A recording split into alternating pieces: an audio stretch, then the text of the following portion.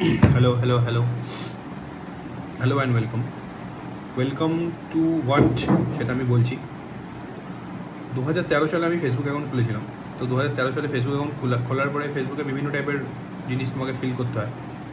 তো সেখানে একটা জায়গা ছিল যে স্ট্যাটাস, মানে ক্যাপশন, জাস্ট তোমার যেখানে প্রোফাইল পিকচারটা শো করবে তার ঠিক নিচে কী লিখবে।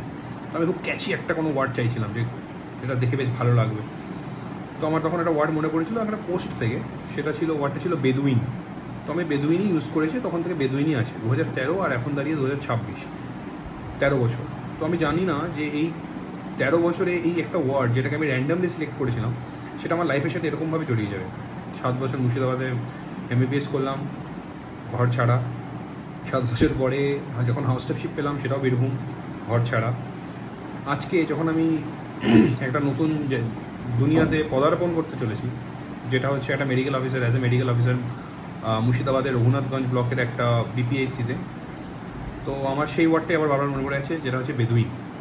আবার ঘর ছাড়তে হচ্ছে, আবার নতুন জায়গার উদ্দেশ্যে ঘর ছাড়তে হচ্ছে।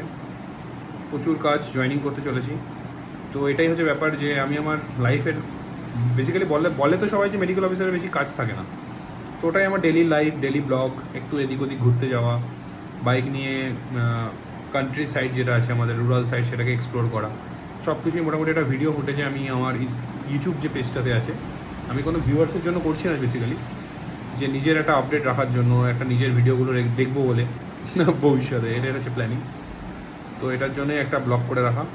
তো এটাই হচ্ছে ব্লগের মেন কথা যেটা ছিল বলার। আর কালকে সকালে বেরোবো, কালকে সকালে এখান থেকে সোজা বহরমপুর, 180 কিলোমিটার। সেখান থেকে জয়েনিংয়ের যা প্রসেস আছে সেটা তখন দেখা যাবে।